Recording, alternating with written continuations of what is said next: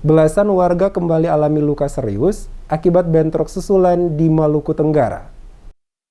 Sejumlah warga kembali mengalami luka serius dan juga beberapa rumah terbakar akibat terjadinya bentrok susulan antar warga Desa Dartutu dan Ohairan di Kecamatan Kei Kecil Barat, Kabupaten Maluku Tenggara pada Senin 25 Juli sekitar pukul 10.30 waktu Indonesia Timur. Sesuai informasi dari reporter DMS Media Group Ocele Subun melaporkan bahwa bentrok terjadi sekitar pukul 10.30 waktu Indonesia Timur, di mana warga dari Desa Dartutu dan warga Ohairan saling serang pada kedua perbatasan desa masing-masing. Aparat keamanan dari kepolisian dibantu satuan BRIMOB yang diturunkan guna melakukan penyekatan pada kedua wilayah desa setempat kewalahan akibat warga yang saling serang bersikeras untuk menerobos barikade penjagaan aparat guna melakukan aksi saling serang. Terlihat warga dari kedua desa dengan dilengkapi parang, tombak, busur, panah, termasuk senjata angin, mencoba menerobos perbatasan kedua desa. Aparat yang berjaga mencoba melerai agar warga dapat kembali